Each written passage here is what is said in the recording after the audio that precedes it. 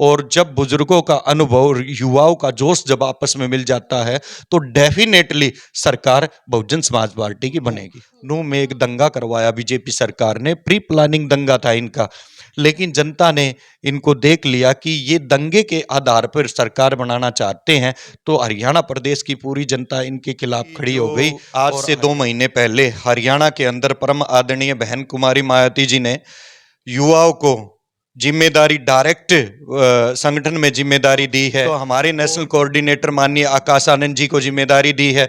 और हरियाणा प्रदेश की मैं बात करूं तो यहाँ पे हमारे युवा ऊर्जावान प्रदेश अध्यक्ष राजवीर सोरखी को जिम्मेदारी दी है, जिनकी एज मात्र 31.5 साल है। सबसे पहले कांग्रेस पार्टी ने यहाँ पे 5वीं का बोर्ड तोड़ने का काम किया, उसके बाद कांग्रेस पार्टी ने 8वीं का बोर्ड तोड़ने का काम किया, लेकिन 389 स्कूल बंद हो गए हरियाणा के अंदर। और देश की बात करूं तो देश में तो बहुत सारे स्कूल बंद हो गए। तो और जो बीजेपी की मैं बात करूं, बीजेपी कोई नया काम नहीं कर रही, बीजेपी कांग्रेस के कामों को आगे बढ़ा रही है। और जनता ने मन बना लिया, अब की बार दुष्यंत चौटाला की जो सीटें हैं वो 0 पे रहने वाली हैं।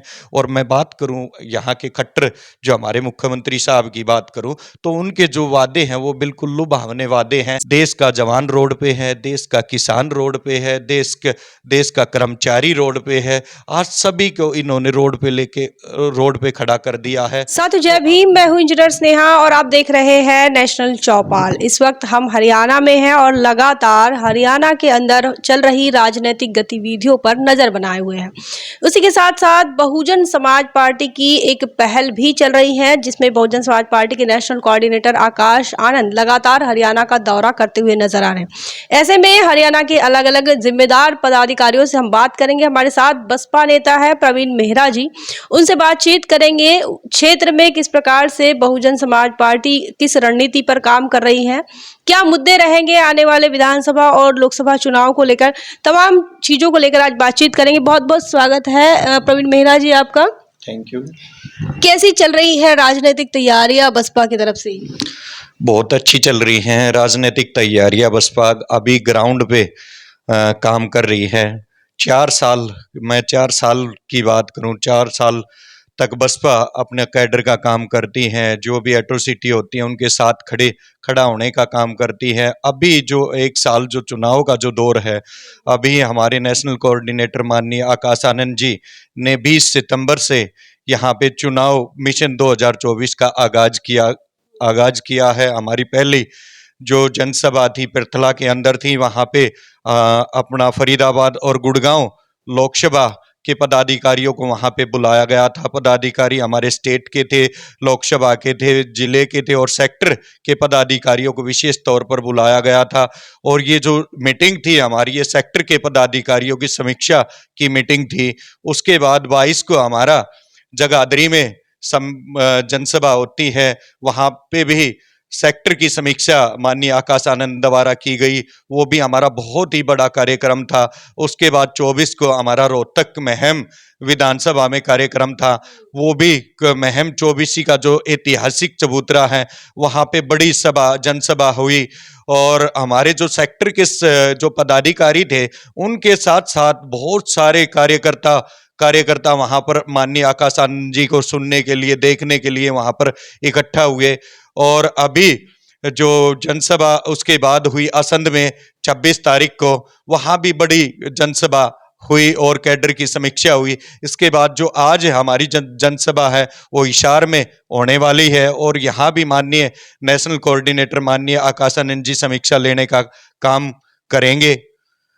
प्रवीण मेहरा जी, लगातार पार्टी के प्रोग्राम चल रहे हैं, तो क्या रुझान कैसा, लोगों का जो रवैया कैसा है? क्योंकि बीजेपी जेजेपी से क्या लोग परेशान हैं या फिर उस विकास को लेकर आप कैसे देखते हैं? क्योंकि यहाँ पर शेड्यूल कास्ट की भी संख्या काफ़ी है और बीजेपी और जेजेपी की जो सरकार है इसमें कई लोगों का ये मानना है कि दलितों ने इस बार बीजेपी को वोट दिया है।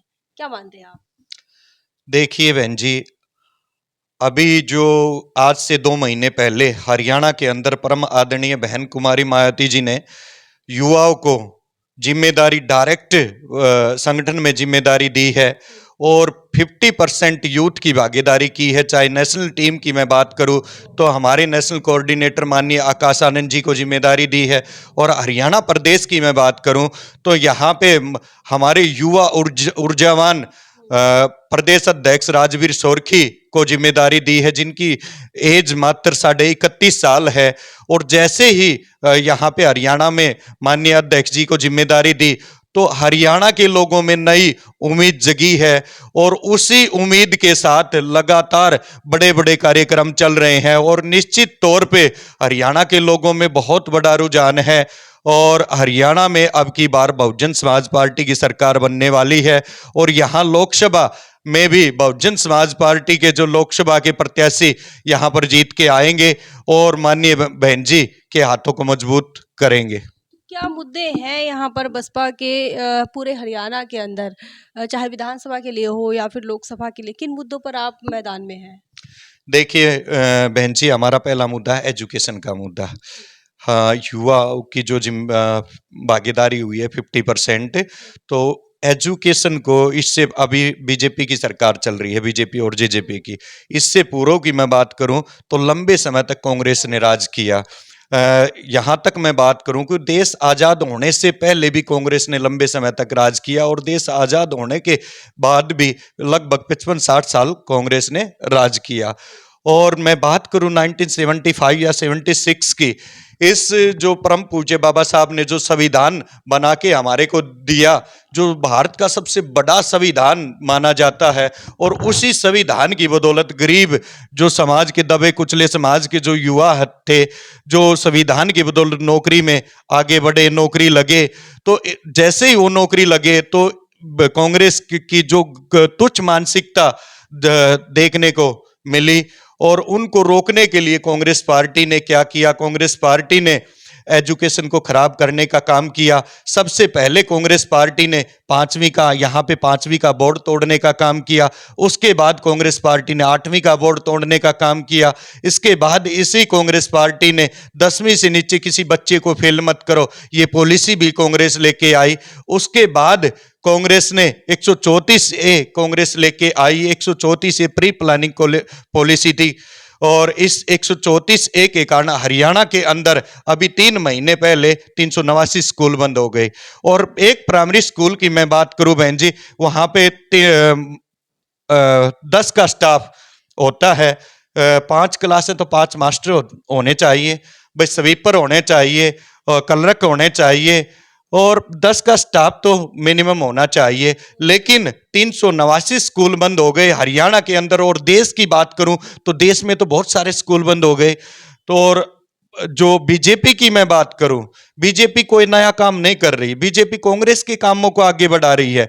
अभी मैं बात करूं 134A की, इन्होंने 134A का नाम बदलकर बीजेपी सरकार ने चिराग योजना कर दिया। बीजेपी का कहना है कि चिराग योजना से आपको अच्छा एजुकेशन मिलेगा। देखिए, इसमें पहली मैं बात बताऊं, 134 जो कांग्रेस सरकार लेके आई थी 134A, उसमें पहली से 5वीं कक्षा को ऐड किया गया था। और अभी जो बीजेपी लेके आई है, जिसका नाम बदला है 134A का चिराग योजना, तो उसमें क्लास बढ़ा दी, उसमें 3री से 12वीं क्लास इन्होंने ऐड की है। और उसमें मान लिया बहन जी मेरा बच्चा है, तो मैं अपने बच्चे को सरकारी स्कूल में भेजूंगा तो मेरे को 500 रुपये देने पड़ेंगे। और अगर मैं अपने बच्चे को सरकारी स्कूल में ना भेज के प्राइवेट स्कूल में भेजूंगा तो सरकार मेरे बच्चे के 1100 रुपये प्राइवेट स्कूल को देगी। तो ये पॉलिसी सरकारी स्कूलों को बंद करने की पॉलिसियां हैं, और बहुजन समाज पार्टी का प्रत्येक पदाधिकारी ये सारी बातें ग्राउंड पे बताने का काम कर रहा है। और जो हरियाणा के लोग इस बात को जान गए हैं कि एजुकेशन के बिना सरकारी नौकरी तो दूर की बात है, कहीं वेयर हाउस में भी नौकरी उनको नहीं मिलने वाली। इसलिए जो हरियाणा के लोगों का ध्यान, क्योंकि हरियाणा के लोगों ने कांग्रेस को भी देख लिया, बीजेपी को भी देख लिया, अब हरियाणा की जो जनता का जो मन है वो बहुजन समाज पार्टी की तरफ है। और ये आपके जो सीएम है वो लगातार साइकिल से घूम रहे हैं, मोटरसाइकिल से घूम रहे हैं, तो ये लोगों के साथ जुड़ाव बना रहे हैं और साथ में मैसेज भी दे रहे हैं, इसको कैसे देखते हैं? ये जो हमारे सीएम खट्टर साहब और डिप्टी सीएम हैं दुष्यंत चौटाला जी। दुष्यंत चौटाला जी जब इलेक्शन के टाइम में चौटाला की बात करूं तो इलेक्शन के समय में इन्होंने जनता से एक वादा किया था कि हम बीजेपी को जमुना पार भेजेंगे। लेकिन चुनाव जैसे ही समाप्त हुए तो ये बीजेपी के साथ मिल गए और जनता इनको एक दूसरी निगाह से देखने लगी और जनता ने मन बना लिया अब की बार दुष्यंत चौटाला की जो सीटें हैं वो जीरो पे रहने वाली हैं। और मैं बात करूं यहाँ के खट्टर जो हमारे मुख्यमंत्री साहब की बात करूं तो उनके जो वादे हैं वो बिल्कुल लुभावने वादे हैं।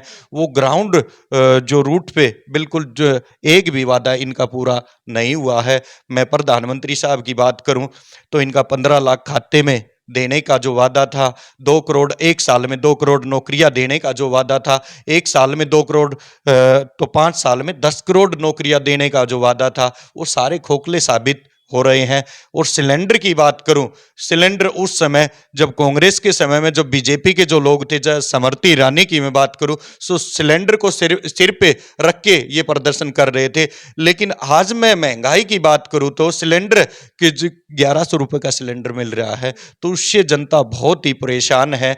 और आज मैं बात करूं, देश का जवान रोड पे है, देश का किसान रोड पे है, देश का कर्मचारी रोड पे है। आज सभी को इन्होंने रोड पे खड़ा कर दिया है। तो अब की बार हरियाणा की जनता इन कांग्रेस बीजेपी से परेशान होके अब बहुजन समाज पार्टी की तरफ देख रही है और निश्चित तौर पे यहाँ लोकसभा और विधानसभा में बहुजन समाज पार्टी का हाथी दिल्ली और चंडीगढ़ जाने का काम करेगा। कितनी सीटों की तैयारियां है लोकसभा विधानसभा की? देखिए हमारे हरियाणा के अंदर बहन जी 10 लोकसभा की सीटें हैं और विधानसभा की 90 सीटें हैं। हमारी 10 लोकसभा और 90 विधानसभा पे टोटली पूरी सीटों पे बहुजन समाज पार्टी तैयारी कर रही है। और हमारे नेशनल कोऑर्डिनेटर जो अभी दौरा कर रहे हैं तो उनसे युवाओं में एक जान उन्होंने डाली है और युवा बुजुर्गों और महिलाओं के साथ युवा अब फील्ड में दौड़ने लगा है।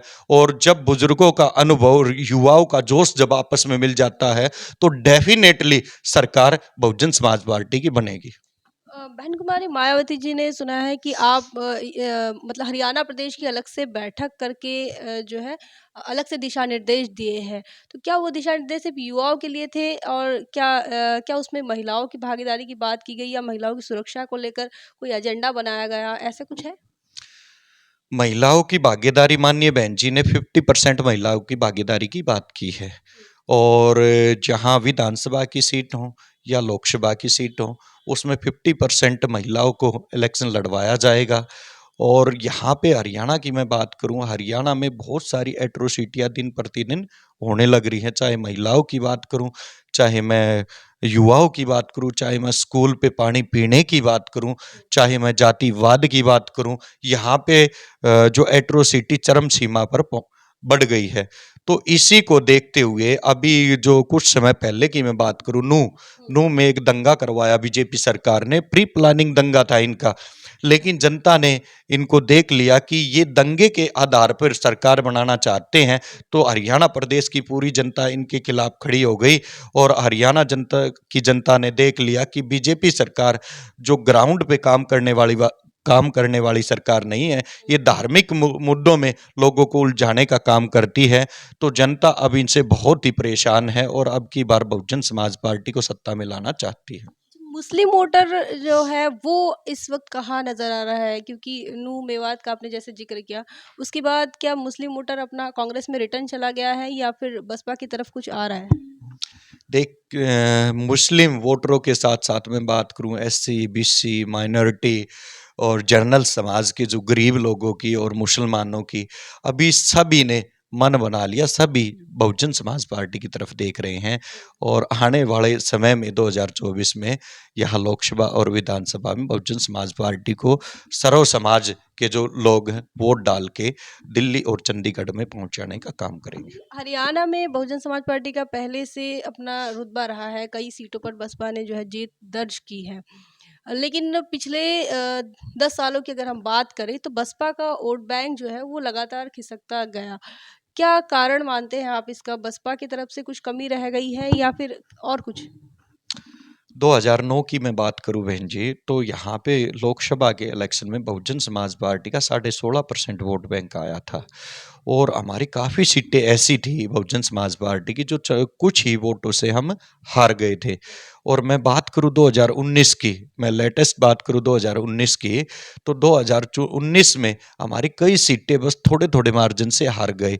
मैं बात करूं यहाँ पे असंध जो परसों हमारा प्रोग्राम था असंध में, वहाँ भी कुछ वोटों से हम चुनाव हार गए। बात करूं मैं महेंद्रगढ़ की अटेली विधानसभा, वो बड़ी मजबूत विधानसभा, बस थोड़े ही वोटों से हम हार गए। जगाधरी है, सडोरा, अथीन, फरीदाबाद, एनआईटी है, नारायणगढ़ है, हमारी काफ़ी सीटें बहुत ही मजबूत सीटें हैं। दुष्यंत चौटाला 10 सीटों पे डिप्टी सीएम बना हुआ है और यहाँ पे तो बहुजन समाज पार्टी की 18 से 20 सीटें काफ़ी मजबूत है। और अब 2019 में मैं बात करूं तो 90 की 90 विधानसभा सीटें हम जीतने का काम करेंगे। किसी और पार्टी के साथ गठबंधन के कोई आसार नजर आ रहे हैं विधानसभा के लिए? देखिए, गठबंधन किससे होना है किससे नहीं होना है ये तो परम आदरणीय बहन कुमारी मायावती जी हमारी राष्ट्रीय अध्यक्ष हैं, वो तय करेंगी। हमारा जो अभी वर्तमान में गठबंधन है वो सर्व समाज के साथ में गठबंधन है और सर्व समाज के साथ पास हम जाकर बहुजन समाज पार्टी का प्रत्येक पदाधिकारी सर्व समाज के लोगों के पास जाकर बहुजन समाज पार्टी की नीतियों को बताने का काम कर रहा है और वो बहुजन समाज पार्टी की नीतियां सुनकर, नीतियों को जानकर सर्व समाज ने पूरा मन बना लिया कि अब की बार बहुजन समाज पार्टी को जिताकर दिल्ली और चंडीगढ़ में भेजेंगे और परम आदरणीय बहन कुमारी मायावती जी को इस देश का प्रधानमंत्री बनाएंगे और हरियाणा प्रदेश में भी बहुजन समाज पार्टी की सरकार बनाएंगे। देखिए, 2024 में लोकसभा के चुनाव है और बहन जी ने कह दिया कि हम एनडीए के साथ नहीं जाएंगे और ना ही अभी जो गठबंधन बना नीतीश कुमार के नेतृत्व में उसके साथ भी जाएंगे। कैसे देखते हैं आप इसे? मान्य बहन जी ने फैसला किया ना तो हम एनडीए के साथ जाएंगे ना हम इंडिया के साथ जाएंगे। क्योंकि एनडीए की मैं बात करूं तो उसमें भी मेरे ख्याल से 38 पार्टियां साथ में इलेक्शन लड़ रही हैं और मैं इंडिया की बात करूं तो उसमें बहुत सारी पार्टी इकट्ठी मिलके चुनाव लड़ने का काम करेंगी। लेकिन बहुजन समाज पार्टी अकेली ऐसी पार्टी है, बहुजन समाज पार्टी एक पार्टी के साथ साथ बहुजन आंदोलन है, ये व्यवस्था परिवर्तन का आंदोलन है। और मैं इसके साथ साथ एक और बात मैं आपके साथ साझा करना चाहूँगा कि चुनाव के समय बहुत सारी पार्टी, चाहे कांग्रेस पार्टी हो, चाहे बीजेपी पार्टी हो या अन्य क्षेत्रीय पार्टी हो, वो चुनाव के समय बहुत सारे वादे, लुभावने वादे जनता के बीच में लेके आते हैं और चुनाव खत्म होने के बाद, सरकार में आने के बाद वो वादा कोई पूरा नहीं करते। और बहुजन समाज पार्टी का एक ही वादा है, एक ही मैनिफेस्टो, वो भारत का संविधान। जब बहुजन समाज पार्टी सत्ता में आएगी तो ये जो भारत का संविधान जो ये कांग्रेस बीजेपी सरकार ने प्रॉपर रूप से लागू नहीं किया है, ये भारत के संविधान को प्रॉपर रूप से बहुजन समाज पार्टी लागू करने का काम करेगी। और जैसे ही बहुजन संविधान लागू हो जाएगा इस देश के अंदर, तो ये देश दोबारा सोने की चिड़िया बन जाएगा, क्योंकि ये देश पहले भी हमारा सोने की चिड़िया था और इसको सोने की चिड़िया, इस देश को दोबारा सोने की चिड़िया बहुजन समाज पार्टी बनाने का काम करेगी। हमारे साथ थे बहुजन समाज पार्टी के नेता प्रवीण मेहरा जी, जिनके साथ हम हरियाणा के राजनीतिक चर्चाओं पे बात कर रहे थे, राजनीतिक वातावरण पर बात कर रहे थे और बहुजन समाज पार्टी का क्या स्टैंड है, कैसी रणनीति है, तमाम मुद्दों को लेकर हमने उनसे बातचीत की है।